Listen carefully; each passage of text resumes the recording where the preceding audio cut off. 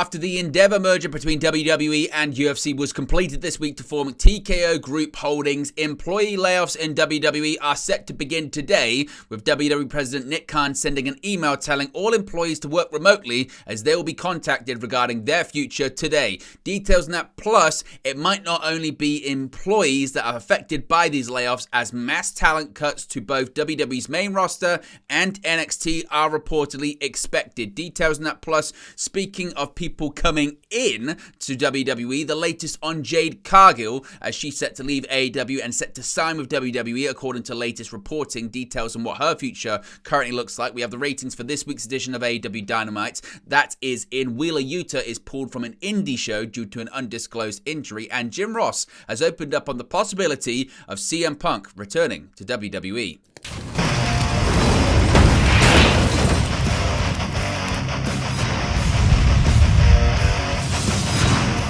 Hey guys, welcome back to Wrestling News 365. Hope everyone is doing very well. As always, there are plenty of news stories to get into in the world of professional wrestling. And unfortunately, we have to talk about people losing their jobs in WWE. This was expected now that the merger between WWE and UFC by Endeavor to form TKO Group Holdings is now official. Layoffs are on the horizon and they are going to begin today. WWE employees were informed yesterday that layoffs would commence tomorrow, that being today, September 15, following the recent completion of the TKO merger. WWE President and TKO Board of Directors member Nick Khan emailed all employees yesterday, directing them to work from home tomorrow as, quote, workforce reductions will be taking place. Now, the full email, as reported first by PW Insider, was as follows. We actually have the email for you up on the screen right now, saying, quote, hi all, as part of WWE's transition into the newly formed TKO Group Holdings, we are evaluating our existing operations and systems to identify potential synergies across the business. This effort includes workforce reductions, which will take place tomorrow. Those whose roles have been impacted will be notified by our human resources team, who will share the details of their severance package. We are asking that everyone work remotely Friday, September 15th, so we can ensure all conversations are handled privately and respectfully. We'll send out a company-wide email once all of tomorrow's conversations have happened. He finished the email by saying, quote, our company is home to the most talented, creative, and hardworking employees in the world. WWE is a special place, which makes moments like this difficult. Just know that we have nothing but gratitude and admiration for everyone we have had the privilege to work alongside. Thank you for all your contributions and dedications, Nick Khan. Of course, Nick Khan being the WWE president. Now, as I mentioned, this was expected, and many people had assumed this was going to happen. This was always expected to happen after the merger, and employees in WWE and UFC/Endeavor have been worried about this eventuality for quite some time. Now, the likely idea behind a lot of them is that if you have someone doing a particular job for WWE and someone doing the same job for Endeavor/UFC, the new merged TKO company actually only needs one of these people to do that job instead of now having both. There's no word yet on talent cuts, or there wasn't at the time. We do have details on that in just a second. Obviously, that's an entirely different situation to those who are employees. WWE's chief financial officer, Frank Riddick III, departed the company after the merger was completed, although it's not known if he was let go or if it was of his own volition or anything like that. He did receive a substantial bonus because of the merger completion as well. Now, what's quite interesting with this as well is, as I mentioned, it doesn't look like the layoffs and cuts are only going to be limited to employees of WWE or Endeavor/UFC, because it's expected that talent cuts are also coming soon. According to Nick Hausman of House of Wrestling, unfortunately, while they were inquiring about whether there would also be talent releases as well, they were told, Nick Hausman was told by a WWE source that, quote, major cuts, end quote, are expected to the WWE main roster and NXT brands. Now, they were not explicitly told that the cuts would be coming tomorrow at the same time, or today rather, at the same time as the employee cuts, but they were told that they have been planned for such time. One source that House of Wrestling spoke to speculated that Endeavor could lay off a bunch of Stanford employees today and then wait to release talent at a later date, but that was purely speculation. The reason for pacing them out would be for optics reasons, in order to put time between the bad PR that will come off with layoffs and releases.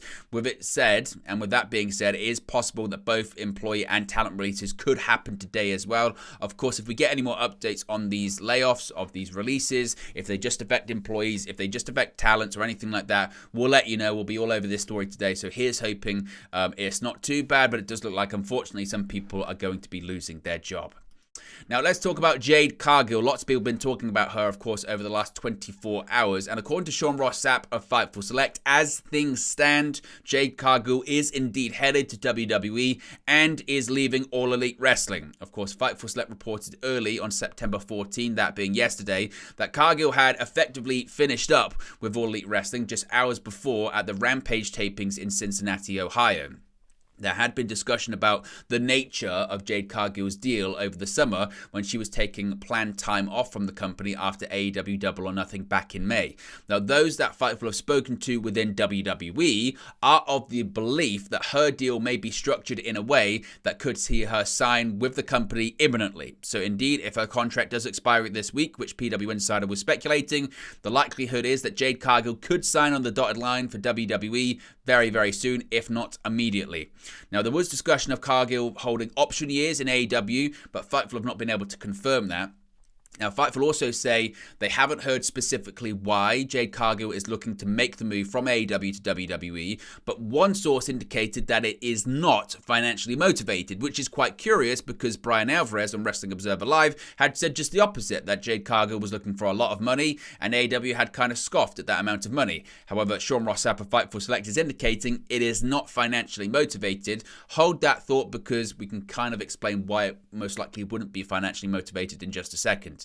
Now, upon returning backstage following her match with Chris Statlander in Cincinnati, Jade was greeted by several members of the roster who exchanged hugs. It was seen as a farewell within the company. There were many within the company that said that she was headed to WWE, but Fightful have not been able to say that they've heard specifically that she explicitly said that she was heading to WWE or anything like that. Instead, reportedly, Jade Cargill has told people she may focus on family and her softball team that she and Brandon Phillips owes. Again, she's very, very wealthy. So again, most people are speculating she doesn't need the money or anything like that. So it's a case of where is best for her. Now, Jade Cargill does have a team of representatives for her deals, the Fightful were told as well. Some top WWE superstars had heard that Cargill was heading to the company as early as last week, and actually it was a topic of discussion backstage at Monday Night Raw this past Monday. So it has been a rumor backstage in WWE for the last week or so as well. So what are your thoughts on this story? What are your thoughts on the latest when it comes to Jade Cargill? Of course, there is still a small possibility that things could be worked out and she could still stick around in AEW, but as of right now, as things stand, she is leaving AEW. She's wrestled her last match for the company and is headed to WWE. As far as the future WWE plans, there have been rumors of going to NXT, going straight to the main roster. We'll have to wait and see about that, but what are your thoughts on Jade Cargill and her future right now? We have the ratings for this week's edition of AEW Dynamite. Lots of people were really curious about this because of the high NXT viewership number this week. People were wondering, was NXT going to defeat AEW Dynamite in terms of total viewers? And they didn't, but it was pretty close. Now, the ratings for this week's episode of AEW Dynamite stayed steady. Per WrestleNomics, the September 13 episode of Dynamite was watched by an average of 888,000 viewers overall, which is slightly higher than the 887,000 for last week's episode, but it's essentially flat. It's Dynamite's highest total viewership since the August 2nd episode. That averaged an audience of 894,000. The August 2nd episode was also the special 200th episode of AEW Dynamite. This week's episode of Dynamite won the number one spot on cable in the key demographic, viewers aged 18 to 49 years old. The show saw an average of 402,000 viewers in the 18 to 49 demo for a 0.31 rating. The second place show on Wednesday was Pardon the Interruption on ESPN with a 0.20 18 to 49 rating, while the third most popular show was Bravo's Real Housewives with a 0.19 18 to 49 rating as well. One of the highlights of this past week's show was Samoa Joe winning the Grand Slam World Title Eliminator Tournament by defeating Roderick Strong, and post-match Joe choked out Adam Cole, MJF's best friend. Joe is set to face MJF for the AEW World Title on next week's episode of Dynamite Grand Slam. Of course, as I mentioned, there was people wondering if AEW was going to be defeated by NXT this week. That scored 850,000 viewers on USA Network on Tuesday, but this week's episode of Dynamite did edge it out by 38,000 viewers. But the question question then becomes, do you think we could see in the future instances where NXT starts to defeat Dynamite, or is Dynamite just now in this range that they have been for the last several months, which is the 800 to 900,000 range? Are they ever going to get back over 1 million? What would they do to get back over 1 million? And is something like these numbers are what Warner Bros. Discovery are looking at, as opposed to attendances, things like that? Let me know your thoughts, as always, in the comment section below. A bit of an update on Wheeler Yuta, as he's been pulled from an indie match due to an undisclosed injury.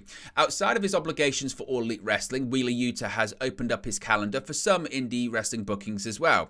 Unfortunately, Yuta has now made an adjustment to his upcoming appearance at Lehigh Valley Apparel Creations Steel Sack SmackDown 2, easy for me to say, on Saturday, September 16. As announced by Levac on X, Yuta sustained an undisclosed injury, and as a result, he is unable to wrestle at Saturday's indie event, where he was originally set to make his debut for the promotion. While Yuta will no longer be in action, Levac did confirm that he will still be present at the event and participate in a fan meet and greet opportunity scheduled to take place before the show. As of this recording, the extent of Yuta's injury is uncertain. In the wake of Yuta's injury, Levac noted that in the midst of finding a performer to take his place on the show's main card, so they're still looking for that replacement.